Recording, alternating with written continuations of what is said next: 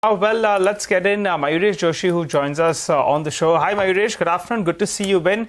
What's your view on tech? You hear diverse views. One is that valuations now have come into its long-term averages. On the flip side, there's so much uncertainty. Why would you invest in IT when you're going to get minimal growth and the stocks are, not trading extremely cheap? Which way would you go? Afternoon, Nigel. No, I think we're clearly on the sidelines. So I think for a whole host of reasons that Rima just mentioned, the expectation largely is that even if the recovery starts coming in for the sector as a whole, that will be back-ended probably in the second half as we see in this financial year itself. And therefore, I think to probably forecast some element of earnings recovery happening, assuming there are a lot of headwinds in the next few months, what happens to client order wins, what happens to pricing, what happens to margins, what happens to the bench strength in terms of utilization levels as well. And therefore, I think when you're navigating through a whole host of these factors, which remain rather uncertain as we speak, that uncertainty element is something that the street might not want to believe in at this juncture. And therefore, I think our own take is that the back-end recovery might only happen in the second half of this financial year. A large part of the price damage, in our opinion, is already done, Nigel, with the IT stocks. So to a certain extent, it might be a time-wise correction that a lot of stocks within this space might go through. But a few of the mid-cap IT stocks, which are showing relative strength as we speak, and if they deliver on numbers and if the commentaries are good enough as well, might actually be outliers in the whole scenario as we speak. So I think we will watch out for mid-cap IT, specifically stocks like a Persistent, Coforge, or an Emphasis. Mayuresh, this entire move in the banking names, HDFC Bank is quietly up almost 25% from its lows. And so are many other names. Indus, of course, it was a very shocking move down, and it's a fast move up, some 15% in 2 days. And of course, others are doing well. Any thoughts here? Afternoon, Prashant. No, again, I think banks as a consensus as a space probably remains on the radar for every investor and analyst on the street. I think there are 2-3 reasons why a lot of people are probably even looking at banking stocks. I think the first primary reason is expectations in terms of a strong recovery that you've probably seen in deposit trends. And the deterioration that you've probably seen in the overall CASA book over the last few quarters, I think that should largely be behind us. So it's going to be the next few quarters might be a periodicity where I think you might see actually deposits coming back to normalization. And therefore, I think the bottoming out of the CASA deterioration as we speak. The advances deposit ratio should improve. The second element, obviously, is in terms of the risk weights that a lot of the banks had assigned earlier, and with the regulatory tweaks that have probably happened as we speak again, there is expectation that with the tweaks that have probably happened, asset quality pressures should probably remain stable or in fact start going down because of the strong credit underwriting that we've seen for a large part of the universe. And this will also probably abet a large part in terms of provisioning that a lot of these banks have probably done, therefore driving down the cost-to-income ratios. Last but not the least, I think the expectations with the rate cut that we've probably seen, expectations that there might be a couple of more rate cuts as we head into the next few months, might actually mean that NIMs might actually stabilize and improve going forward as well.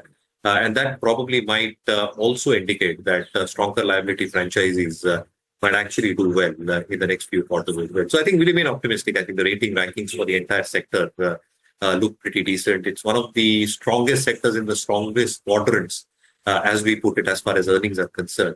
And therefore, large leadership stocks, as we've always believed, as per our philosophy, stocks like an ICICI Bank, stock like Kotak Bank within the private name, State Bank of India, Bank of Baroda within the public sector names, might actually fare well over the next few quarters.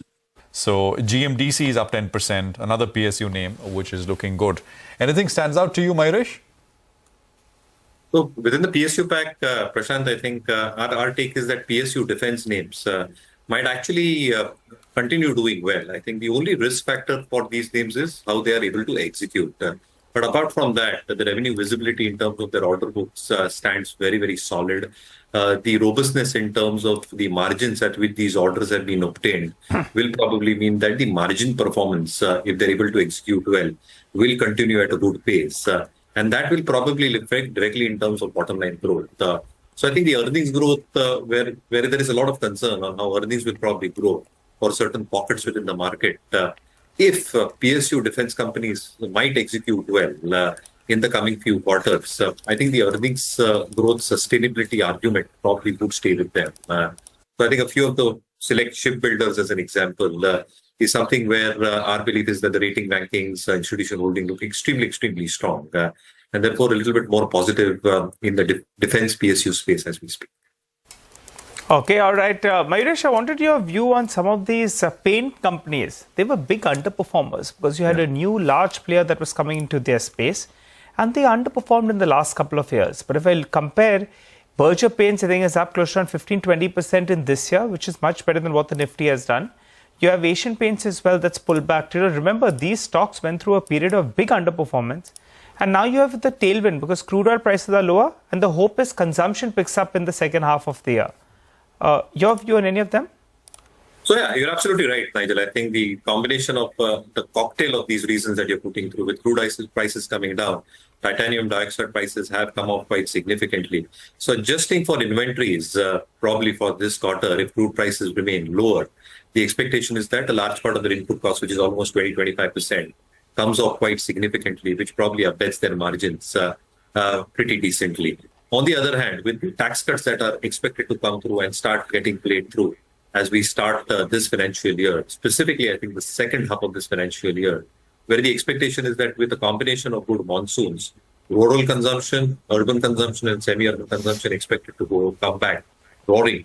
I think a lot of these discretionary companies, paint companies as an example, as you put forth, footwear companies as you put forth, apparel makers, which are at the lower price range, that you're probably looking at, might actually start doing well. And that might actually reflect in terms of better volumes, better pricing at their behest, better margins because of the input cost deflation that we're probably seeing, and therefore better profitability as we head into the second half. So I think operating leverage will definitely play out if these factors stand out. And therefore, I think a base case argument is being made for paint companies, for footwear makers and apparel makers, who are probably in that lower price range, below 1,000 or 800 rupees.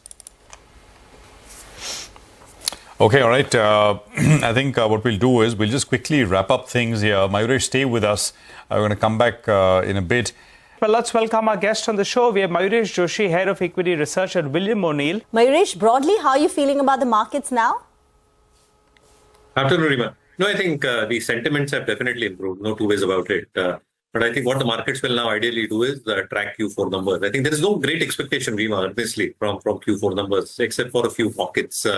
Maybe there are a few agrochemical companies, more domestic-oriented sectors. The hope is that as we head into the first half of this financial year, with a lot of tailwinds that are expected to come through, with the tax cuts, with better monsoons, expectations of consumption coming back very strongly, government capex continuing at a very good pace, earnings should largely bottom out, is what the street largely believes in the first half, and show signs of improvement as we head into the second half. So there is an earnings recovery around the corner.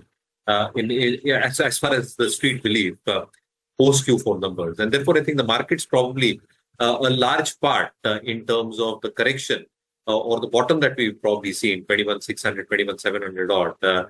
I think unless there are structural changes that happen on the global macro ecosystem, I think that should largely probably hold. We might consolidate, there might be periodicity of volatility. But I think a few of the domestic-oriented sectors, in our opinion, where the ratings, rankings, relative strength is holding up, and where the earnings are holding up, might actually fare well over the next few months. Okay, all right. Mayuresh, wanted your thoughts on the city gas distribution companies, because in today's trading session, they were under pressure. Sudarshan joins us to tell us why. And Mayuresh, city gas distribution companies, you want to weigh in on the developments?